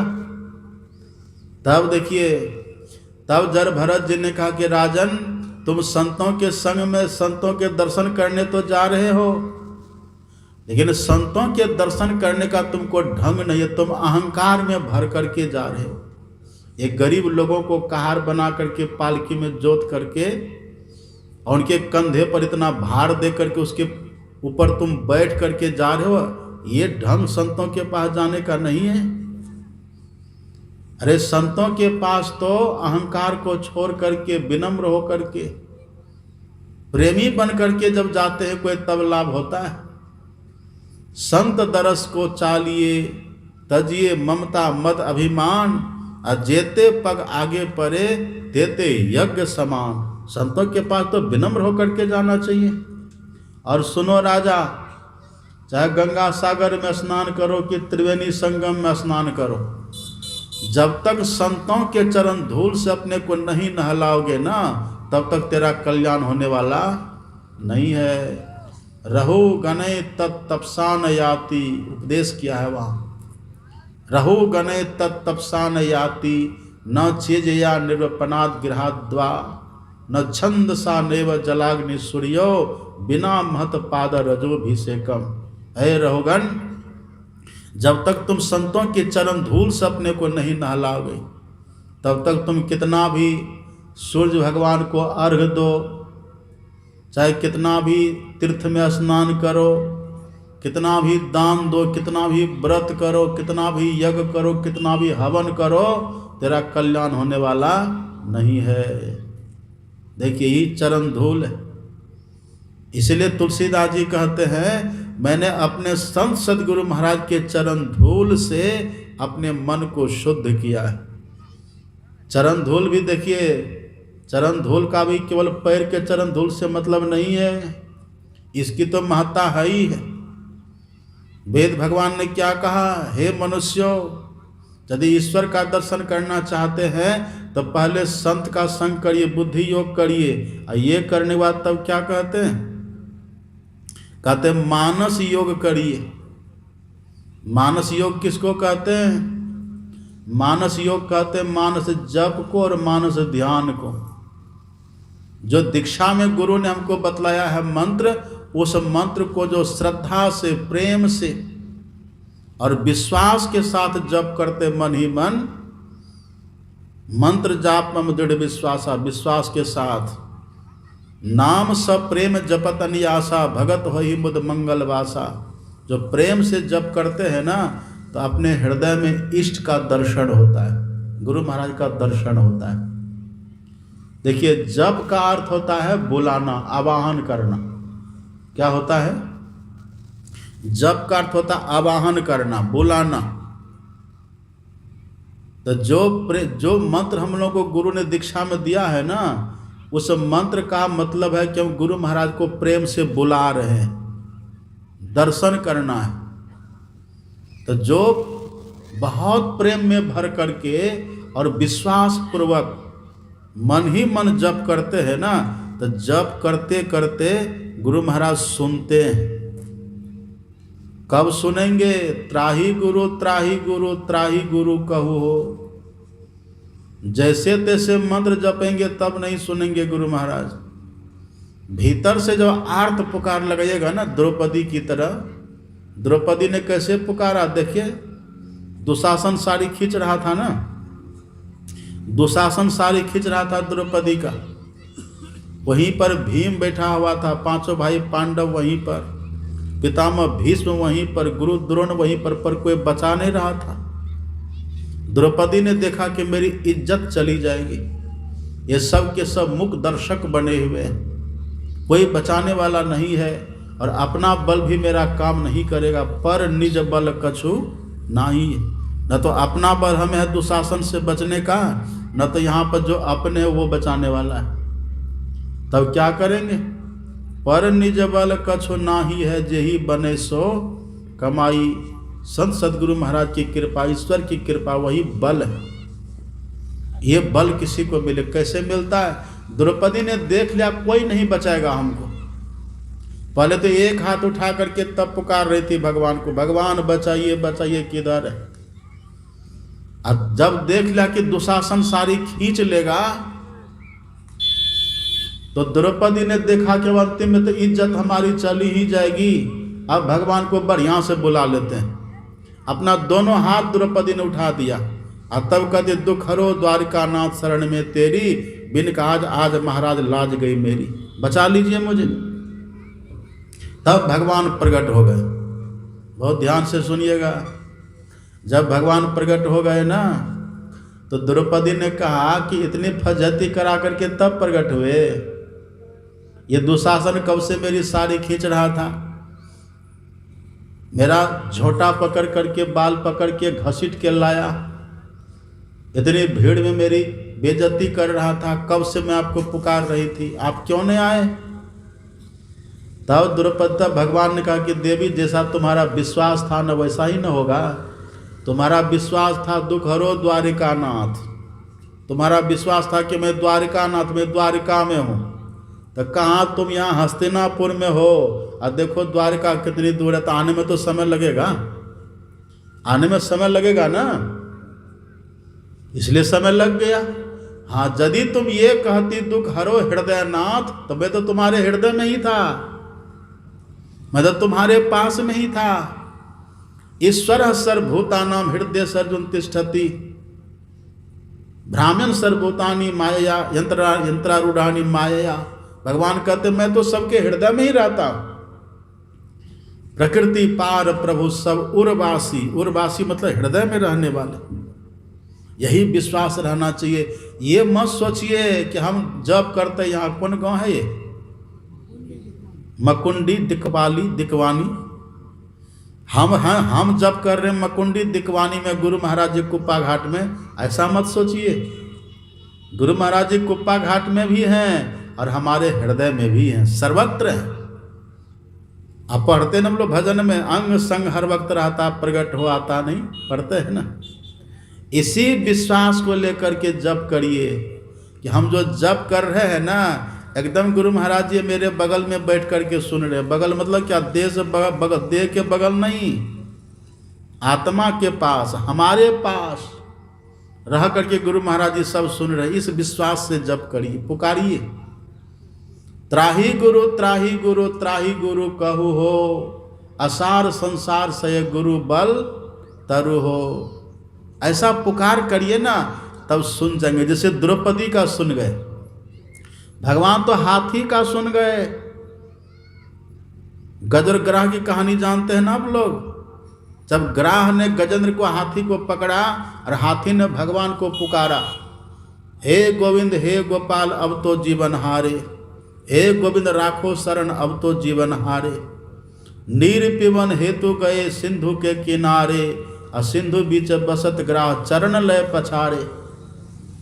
नाक कान डूबन लागे कृष्ण को पुकारे। जब हाथी का नाक कान सब डूबने लग गया तब पुकारा है। और जैसे देखिए पुकारने का यही, अब जिसका नाक कान सब डूबे तो बचने की संभावना है, उस समय कैसी पुकार होती है, वैसी पुकार हमारे भीतर भी हो। हम तो बैठे ध्यान पर, ध्यान चल रहा पिताजी का, ध्यान बैठे ध्यान पर, ध्यान हो रहा मकान का। एक बूढ़ी माता को पूछे कि माता जी ध्यान करते हैं? हाँ बाबा करते हैं। क्या दिखाई पड़ता ध्यान में? बिल्डिंग दिखाई पड़ता है। तो ध्यान में बैठिएगा, बिल्डिंग देखिएगा तो गुरु महाराज का दर्शन होगा। नाक कान डूबन लागे का मतलब क्या हुआ? सब कुछ छूट गया, अब किसी का आशा भरोसा नहीं रहा। हे गुरु महाराज, आपके सिवा मेरा अपना कोई नहीं है। देख लिया दुनिया का सारा नज़ारा, न हम किसी के न कोई हमारा। अपना कोई है, समय से काम देगा कोई? सुर नर मुनि की यह सब रीति, स्वार्थ लाग करे सब प्रीति। ऐसा भाव लेकर के जो जप करते हैं न, पुकार लगाते हैं, उनकी पुकार गुरु महाराज जी सुनते हैं। उनकी पुकार सुनेंगे, ऐसे सुनेंगे वो। उनको प्रेम से बुलाइएगा तब वो आएंगे। यहाँ आपके यहाँ का विधायक कौन है? यहाँ का सांसद?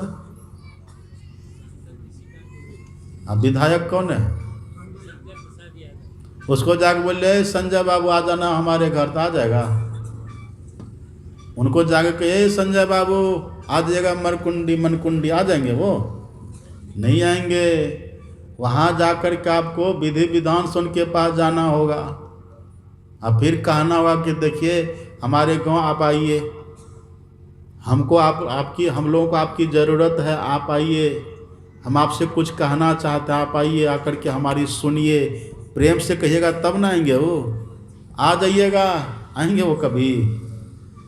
ये केवल यहाँ के इतने भर के हैं तब तो वो नहीं सुनते हैं। कल्पना करिए जो संपूर्ण ब्रह्मांड के मालिक हैं, उनको हम बुला रहे हैं, ऐसे आ जाएंगे?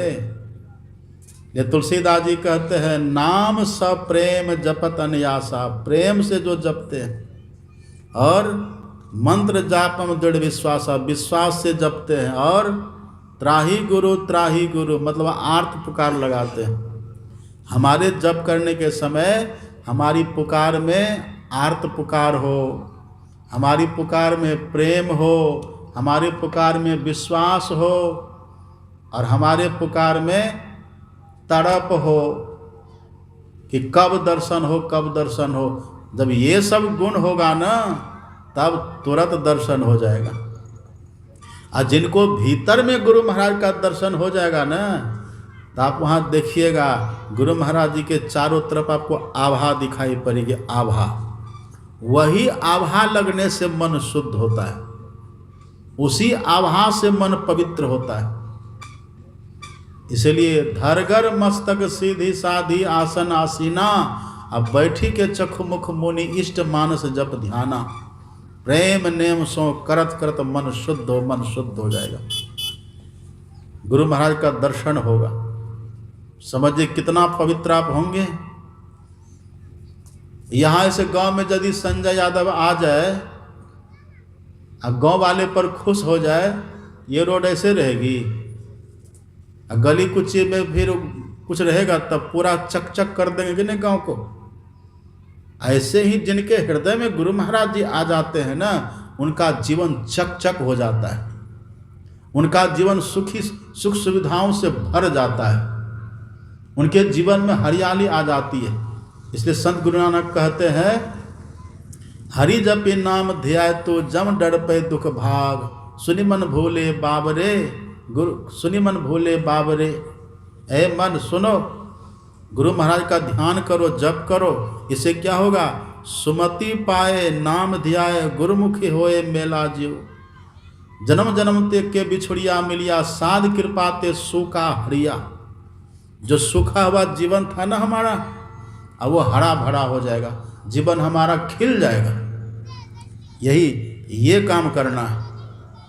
ऐसा काम करने वाले का जीवन पवित्र हो जाता है। फिर जिसको ये दर्शन होता है ना, उन्हीं को बिंदु का ज्ञान होता है। फिर बिंदु के दर्शन से अग्नि की ज्योति का योग, भीतर प्रकाश हो जाएगा। फिर भीतर में शब्द की पकड़ हो जाएगी। शब्द क्या? चुंबक की तरह। चुंबक सत शब्द है भाई, चुंबक शब्द लोक ले जाई, ले निकारी होखे ने पीरा, सत शब्द जो बसे शरीरा। सत शब्द की साधना से हमको परमात्मा का दर्शन हो जाता है। यही तरीका है दर्शन करने का। उनका दर्शन करना है क्योंकि वो हमारे माता पिता हैं। उनका दर्शन करना, दर्शन उनको होता है जो शुद्ध होते, पवित्र होते हैं। इतना काम करिए, जीवन का कल्याण है।